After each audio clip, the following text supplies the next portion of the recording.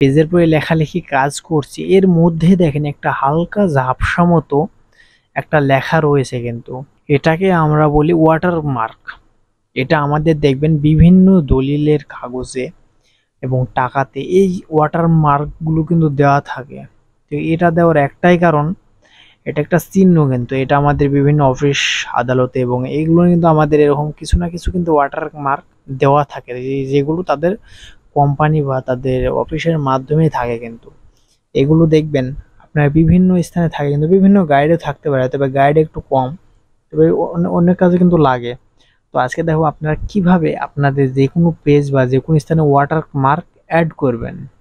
আপনি যদি আমার চ্যানেলে নতুন হয়ে থাকেন অবশ্যই সাবস্ক্রাইবটা করে দিবেন এবং পাঁচটা বেল আইকনটি অল করে দিবেন পরবর্তী ভিডিওর জন্য। তো ওয়াটারমার্ক অ্যাড করতে হলে তো আপনি কিছু আপনার পেজের উপরে আগে চাইলে লিখে নিতে পারেন, আর চাইলে নাও লিখে নিতে পারেন। আমি আমার পেজের উপরে লিখে নিয়েছি, কারণ লেখা অবস্থায় যদি আপনাদের বোঝাই তো আপনারা খুব সহজে বুঝতে পারবেন। এবার আমি দেখাবো কিভাবে ওয়াটারমার্ক অ্যাড করতে হয়। তো ওয়াটারমার্ক অ্যাড করতে হলে আপনি পেজ লেআউটের মধ্যে চলে আসবেন, এসে দেখেন পেজ ব্যাকগ্রাউন্ড। আজকে দেখো আপনাদের পেজের প্রতিটা ব্যাকগ্রাউন্ড মানে watermark, page colour, page borders, এই তিনটাই দেখাই দেবো কিন্তু আপনাদের আজ। তো আমি সর্বপ্রথমে দেখাবো ওয়াটারমার্ক। আমি একটা নতুন পেজে চলে আসলাম, এখানে জাস্ট একটু লেখা আছে, আমি এটা জাস্ট ডিলিট করে দিলাম। এই পেজের পরে কিছুই না, আমি একটা ওয়াটারমার্ক অ্যাড করব। আমি জাস্ট সিলেক্ট করলাম, এইখানে কিন্তু কিছু ওয়াটারমার্ক মাইক্রোসফট ওয়ার্ড থিম দিয়েছে, আমি নট কপি আমি দিয়ে দিলাম। এই ওয়াটারমার্ক কিন্তু আমার নিজের না, এটা হলো মাইক্রোসফট ওয়ার্ড থিম দিয়েছে, আমি চাইলে এদের ব্যবহার করব না। আমি যদি মাইক্রোসফট মানে আমাদের নিজস্ব কোম্পানির জন্য বিভিন্ন এই জন্য আমাদের প্রয়োজন হয়, কিন্তু বিভিন্ন লোগো প্রয়োজন হতে পারে। তো আমি জাস্ট আমরা নিজের মতো করে কাস্টমাইজ করে মনে করেন ওয়াটারমার্ক দেব। এটা করবেন কিভাবে, আমি আমার লেখা পেজের পরে চলে আসি, আমি এটা জাস্ট একটা ওয়াটারমার্ক দেওয়া আছে, আমি এটা নো ওয়াটারমার্ক করে দেব। তো রিমুভ ওয়াটারমার্ক আমি এটা দেখাই দেব। আমি এখানে একটা ওয়াটারমার্ক অ্যাড করব, আমি জাস্ট ক্লিক করে দিলাম, ক্লিক করলাম। এখানে এইগুলো কিন্তু মাইক্রোসফট ওয়ার্ডের। তো আমরা দেখেন কাস্টম ওয়াটারমার্ক, এই কাস্টম ওয়াটারমার্কে চলে আসবেন। আসার পর আপনি এখানে টেক্সট ওয়াটারমার্ক, আপনারা পিকচার ওয়াটারমার্ক দিয়ে পিকচার ইনপুট করে নিতে পারেন, আমি পিকচারটাও দেখাবো। আমি আগে দেখাই টেক্সট ওয়াটারমার্ক, আমি টেক্সটে ক্লিক করে দিলাম। তো এখানে আপনি কি লিখবেন, আমি এখানে লিখে দিচ্ছি আরিফুল টেক, আমার চ্যানেলের যে নামটা এটা লিখে দেব।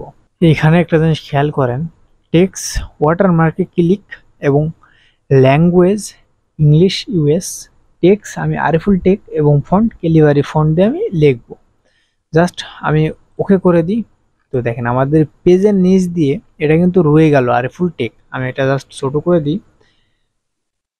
দেখেন আমাদের পেজের এই নিচ দিয়ে কিন্তু লেখা আছে, আপনি বুঝতে পারছেন কিনা জানি না, তবে আমাদের এটা এমন আছে, কিন্তু আমরা যখন প্রিন্ট দেব, যদি প্রিন্ট করে এই লেখাটা বা এই পেজটা, তখন কিন্তু আমাদের আরিফুল টেক যেই লেখাটা লিখলাম এটা সবচেয়ে ভালোভাবে বোঝা যাবে, কোনো বুঝতে কোনো কষ্টই হবে না।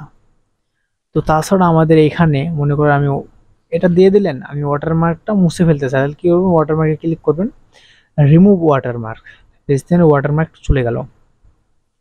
তো এবার আপনাদের দেখাবো ওয়াটারমার্কের মধ্যে আপনারা বিভিন্ন লোগো অ্যাড করবেন কিভাবে। আমি এই পেজে সেটআপ থাকি, ওয়াটারমার্ক চলে আসলাম, কাস্টম ওয়াটারমার্ক, এবং এখানে আসার পর আমাদের আরেকবার টেক্সটের কাজ করলাম, আমি টেক্সট নাই এবার পিকচার ওয়াটারমার্কে ক্লিক করলাম বা সিলেক্ট পিকচার, আপনি ক্লিক করবেন, ক্লিক করে আপনার কোন জায়গায় সে পিকচারটা আছে সেখান থেকে নিয়ে নেবেন। কিন্তু আমি এখানে ক্লিক করলাম, স্ক্রিনশটের মধ্যে আসলাম, এটা নিয়ে নেব। আমি আপনাদের জাস্ট দেখার জন্য, আপনারা যখন প্রফেশনালি কাজ করবেন তখন নিজের মতো একটু ভালো করে একটা যে কোনো জিনিস তৈরি করে এখন আপনি অ্যাড করবেন। আমি ইনসার্টে ক্লিক করে আমি এটা সিলেক্ট করলাম, করে ইনসার্টে ক্লিক করলে এটা দেখেন অটো, আমি জাস্ট ওকে করে দেবো। এই যে দেখেন এটা নিচে কিন্তু অলরেডি ওয়াটারমার্ক হিসেবে কিন্তু এটা লেগে গেছে। এই যে দেখেন আমি দুইটাতে অ্যাড করছিলাম, দুইটাতে জিপি যে আমার লোগোটা ছিল এটা কিন্তু আমি অ্যাড করছি। আপনাদের বিভিন্ন স্থান বিভিন্ন রকম প্রয়োজন হতে পারে, সেটা আপনি এভাবে খুবই সহজে অ্যাড করতে পারবেন। কিন্তু তো আপনার এইভাবে এই ওয়াটারমার্ক অ্যাড করবেন, আমি ওয়াটারমার্ক মুছে দিচ্ছি। এবার আপনাদের পেজ কালারে ব্যবহার করব রিমুভ ওয়াটারমার্ক, আমার চলে গেলাম পেজটা আরো বড় করে নিই। তো অনেকে বলতে পারেন আমরা তো মাউস এখানে ক্লিক করছি না, পেজ বড় ছোট করছি কিভাবে? আপনি জাস্ট কন্ট্রোল করে মাউস ঘোরালে ছোট বড় সবই কিন্তু করতে পারবেন। তো আমি চলে আসলাম পেজ কালার। আমাদের যে পেজটা নিয়ে লিখছি, আমাদের পেজের কিন্তু কালার হলো সাদা। আমি পেজ কালার উপরে আসি, যে কোনো পেজ যেমন ইচ্ছা তেমন করে কিন্তু চেঞ্জ করে নিতে পারি। তো আমরা কিন্তু এই পেজের উপরে যে কালারটা আছে এটাও কিন্তু চেঞ্জ করতে পারি। হোম বাটনে এসে এইখানে জাস্ট চেঞ্জ করে দিতে পারবো কিন্তু। দেখেন আমি কিন্তু লাল কালার দিতে পারি, যেমন চাই তেমন করে কিন্তু এখানে দিতে পারি। লাল টকটক একটা কালার দিয়ে দিলাম। এই যে আমরা চাইলে কিন্তু খুব সহজ এরকম করে দিতে পারি। আমি ফরম্যাটে আসলাম, পেজ লেআউটে, আপনার এখান থেকে যে কোনো পেজ কালার চেঞ্জ করে নিতে পারেন কিন্তু। তো এরকম করে আপনি চাইলে পেজ কালারের চেঞ্জ করবেন, কারণ পেজ কালার আমাদের অনেক সময় চেঞ্জ করা প্রয়োজন হতে পারে, হবে না তা না, হতেও পারে। তখন আপনি পেজ কালারের মধ্যে চেঞ্জ করতে পারবেন কিন্তু। তো আপনারা চাইলে এভাবে পেজ করে নেবেন। আমার এটা কালারই থাকলো। তো এবার দেখো আপনাদের পেজ বর্ডার্স, মানে আমাদের পেজে বিভিন্ন বর্ডার কিন্তু প্রয়োজন হতে পারে। তো বর্ডারটা কি? আমাদের পেজের চারিকোল দিয়ে কোনো না কোনো একটা ডিজাইন, এটা করবেন কিভাবে? পেজ বর্ডারে ক্লিক করবেন, ক্লিক করলাম। তো নন বর্ডার, আমাদের এখানে কিন্তু নন বর্ডার রয়েছে এবং কোনো বর্ডার নাই। আমি চাইলে বক্সের মতো করে নিতে পারি। জাস্ট বক্সের উপর ক্লিক করি। তো আমি কেমন নিতে চাই, আপনি জাস্ট একটা দাগ নেবেন না ধীরে ধীরে দাগ নেবেন, তার চেয়ে একটু বড়, আমি এটা নিয়ে নিলাম, দিয়ে জাস্ট ওকে করে দিলাম। এই যে দেখেন আমাদের একটা পেজে চারিদিক দিয়ে হালকা ধীরে ধীরে দাগের মতো একটা কিন্তু লোগো, মানে একটা কিন্তু বর্ডার হয়ে গেছে। আমাদের বিভিন্ন পেজ কাস্টমাইজ করে তৈরি করার সময় আমাদের বিভিন্ন বর্ডার কিন্তু তৈরি করা লাগতে পারে। যেমন কোনো হালখাতা, কোনো কিছু কার্ড ছাপানো বা কোনো কার্ড তৈরি আমরা অনেক সময় মাইক্রোসফট ওয়ার্ড দিয়ে তৈরি করি। তখন খুবই সহজে কিন্তু এটা ঠিক করে নিতে পারে। আমি এটা জুম করে নিই। আমরা কিন্তু এখান থেকে বিভিন্ন ডিজাইন, বিভিন্ন ইফেক্ট অ্যাড করতে পারি। আমি জাস্ট পেজে আসলাম। তো এখানে আরো অপশন আছে, যেমন দেখেন আমি এখানে 3 দাগ অ্যাড করলাম, ওকে দিয়ে দিলাম, 3 দাগ হয়ে গেল। এখানে আপনি এটা না, এখানে অনেক রকমের আছে কিন্তু, অনেক রকমের। তারপরে এখানে দেখেন শর্ট ডাউন, এখানে অনেক রকম অপশন আছে, জাস্ট দিবেন। ওকে করলে দেখেন এক করলে বেশি, এক করলে কম, এরকম করে সিলেক্ট করে নিতে পারবেন কিন্তু। কারণ আপনাকে দাগটাকে দিছে কিন্তু এখানে দেখেন একটু স্ট্রোক বা একটু কালারটা বেশি দিয়ে দিছে। এভাবে আপনারা পেজের 3D মোড নিতে পারেন।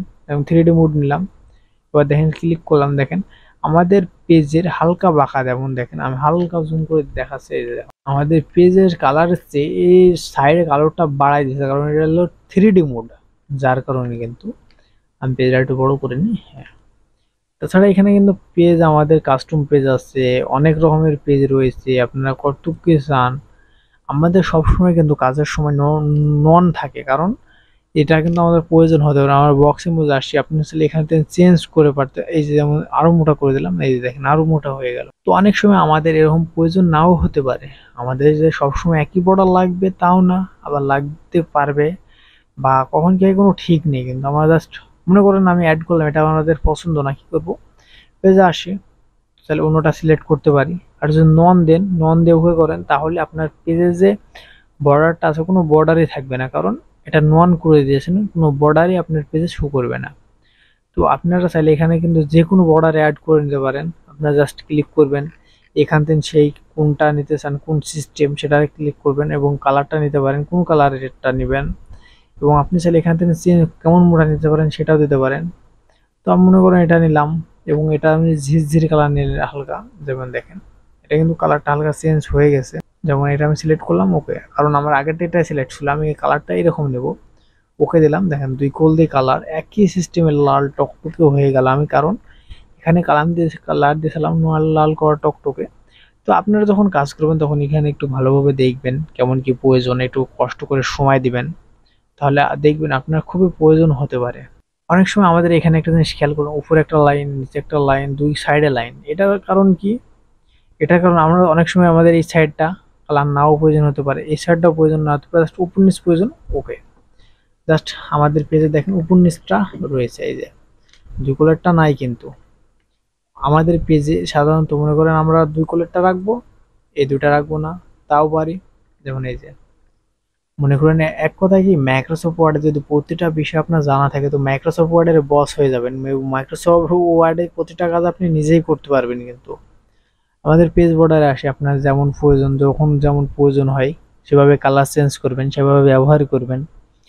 এ নিয়ে যদি কোনো আপনাদের কোনো সমস্যা হয়ে থাকে তো কমেন্টের মাধ্যমে জানাতে পারেন। আর আপনি যদি আমার চ্যানেলে নতুন হয়ে থাকেন অবশ্যই চ্যানেলটি সাবস্ক্রাইব করে দিবেন।